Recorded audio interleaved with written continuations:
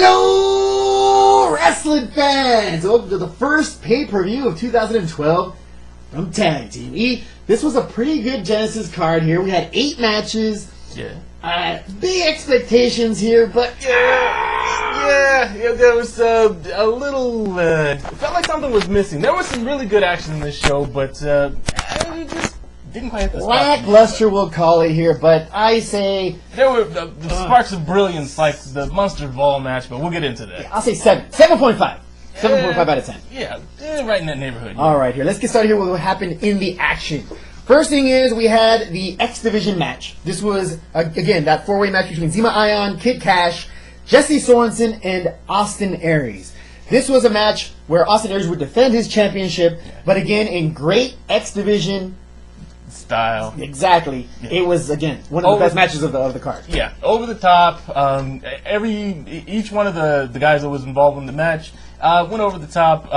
There was flying catches to the outside. Just sick overall. Zema Ion took a big header off the top rope and was supposed to be sort of caught and braced before he hit the ground, but wasn't. But he still managed to survive and keep going through the match.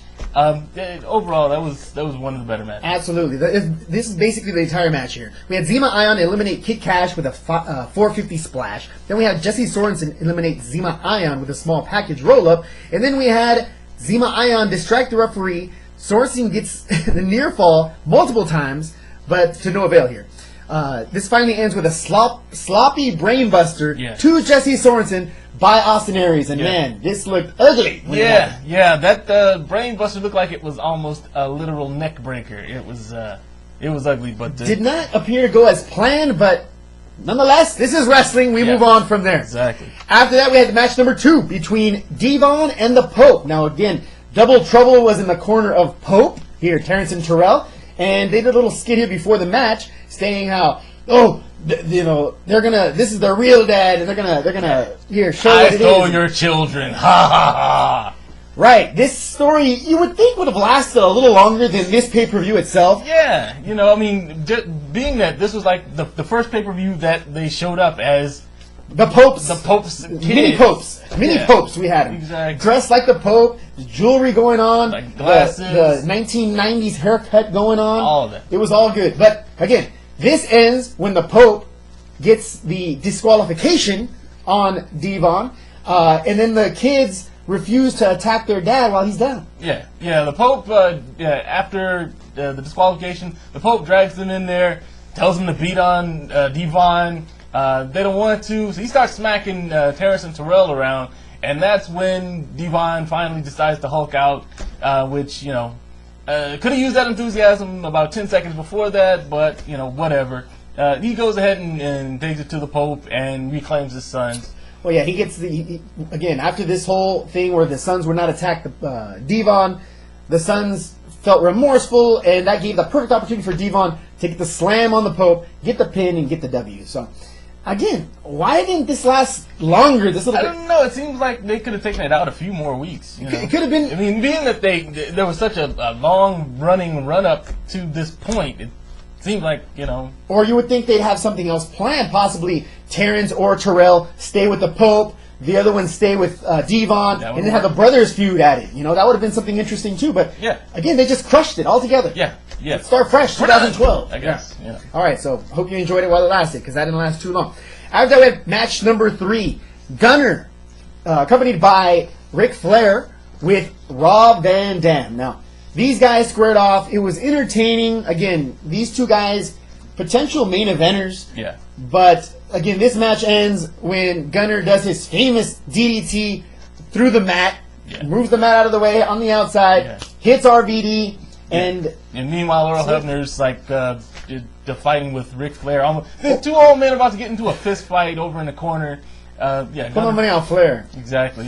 Woo! He'll go to the mat no matter what. Referee versus God. He's crazy. All right, so he gets the pin as soon as he takes his, out on his legs, carcass into the ring, rolls up RVD, gets the pin. That's all she wrote. Another victory here for Gunner. Gunner's on a roll. Gunner needs to get a title shot. Yeah. I mean, again, he's one of the guys who he brings a whole lot of intensity to what he does in TNA. So yeah, they need to put him on the fast track. Put people in ambulances. That's all he does. That's all he seems to do. So again, this was no different here with RVD. Yeah. Was neck braced up, carted off here by MTs, and then put in an ambulance, and there he goes. That's it. Just the next victim in Gunner's attacks of, I want to say innocent, but they're wrestlers, isn't it? Yeah. Nobody's really. Anyway, after that we had the fourth match, knockout championship match between Gail Kim, the champion, and Mickie James. Now this was something interesting because Velvet Sky put a little wrinkle in this when she talked to Sting, and Sting bought into having Madison Rayne put into a little cell, like a chicken coop, similar to what Michael Cole had here when he had his little coal nest there. Yeah. And, again, the coal mine, I believe he called it. Yeah. Propped it up here about 20, 25 feet up in the air. Yeah. And that's how she got to view the match. So she went out and interfered. Yeah, exactly. And, initially she was supposed to be scared of being up there and everything, but she still somehow managed to sneak not one set of brass knuckles into the ring, but two. She threw them to Gail Kim towards the end of the match. The referee caught it and threw them out of the ring, but then she threw down another set, and this time Mickie James picked him up and immediately clocked Gail Kim with him right in front of the referee, not even trying to hide it, just because she wanted to. That caused the DQ, and Gail Kim retained the championship. That was not very believable here. You want the championship or don't you? You see the referee standing right there, and yet you clock her in the head with these nuts. What did you think was going to happen? Yeah, that was basically asking for the DQ. So not real sure why that happened, but okay. Of course, because Gail Kim's supposed to have the belt for a little while longer. I guess. What happened, right? Even though Karen's gone, she's still here somehow. What happened? Anyway, we'll find out here, hopefully on Thursday, whether or not Velvet Sky ends up being the new Knockout Law. She's making a push for it. She's trying to campaign for it with Sting. Will she get it? Who knows? We'll find out soon.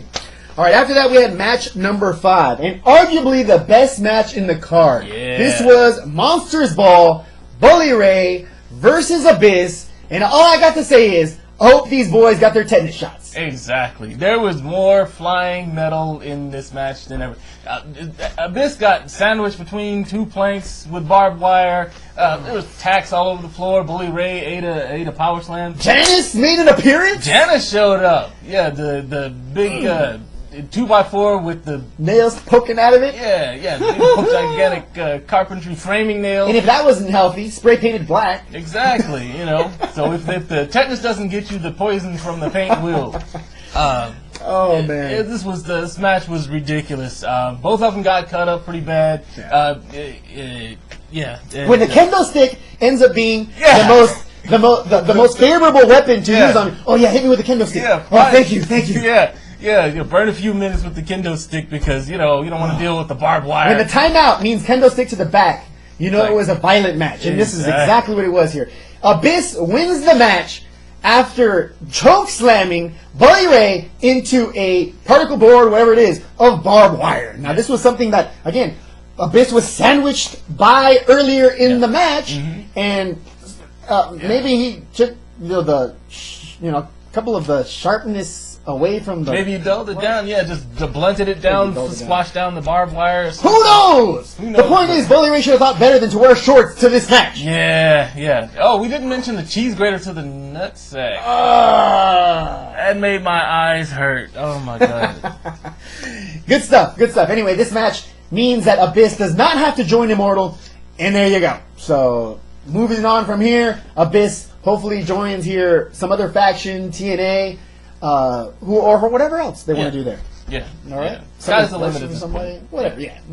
Endless possibilities. Exactly. All right, move on from there. After that epic match, we had the Tag Team Championship match between Crimson, Matt Morgan, and Samoa Joe and Magnus. Now, this was match number 6. I like the little promo they had before the match interviewing Matt Morgan, and they put the mic in his face. The first thing he said was, Joe and Magnus. Yeah. He still has Crimson in the mind. He's so used to shooting on Crimson. And got the best of him, but he saved it, gave a little promo, and they went out and had the match. Exactly. So this match ends, again, like a lot of these other matches end, with Matt Morgan pinning Samoa Joe after doing, what was it, a Sidewalk Slam. Yeah, what was it? Yeah. All I remember writing down was that Joe and Magnus actually made a good team. Even though they lost this match, this is actually a very good combination. So hopefully they do some more going forward. Speaking of combination, it was a double choke slam, Samoa Joe, and then Matt Morgan picks up the pieces by pinning Samoa Joe. So again, I like the tag team with Samoa Joe and Magnus. Yeah. I was hoping maybe this match would be longer. Maybe it would have, I don't know. It's a lot to ask for these titles to change hands so soon. Yeah. Even though they've had it for about a little over a month, still too soon here to switch belts, especially from these guys. These guys, I don't know how in the world these guys are going to end up losing these belts.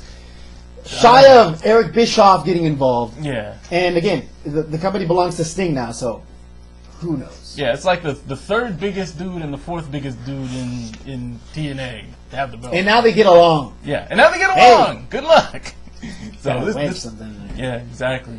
Hey, you know what I heard him say? Yeah. You're not going to let him get away with that, are you? Yeah, exactly. He's getting all the glory. Yeah, the Dudley Boys can get split up. They can split those guys up, no anything problem. is possible. All right, after that we had match number 7. We had James Storm versus Kurt Angle in the Grudge match.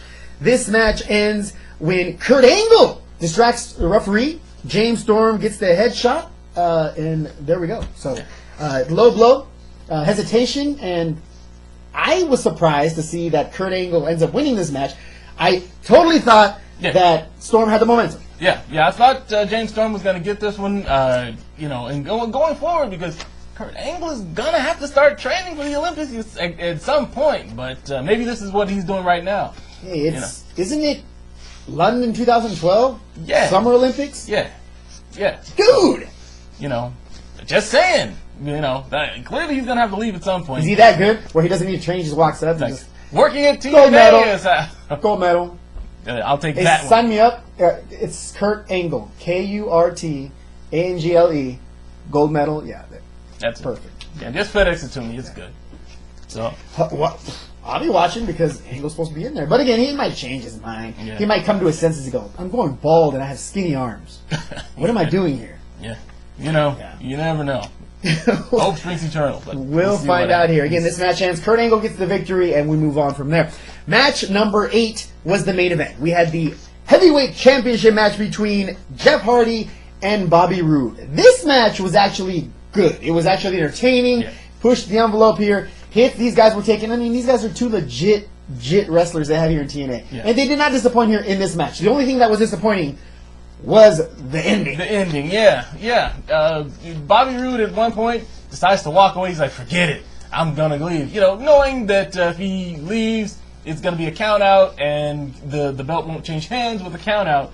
But Jeff Hardy brings him back in. They go at it some more. He goes to leave again. And Jeff Hardy drags him back one more time. This time, he decides to provoke a DQ by kicking the referee in the macadamias. Yeah, that'll get you DQ'd. That will get you a DQ. It actually works. The guy gets DQ'd, and that was it. Genius! Why doesn't everybody do that? It worked, but... ding, ding, nut shot to the ref.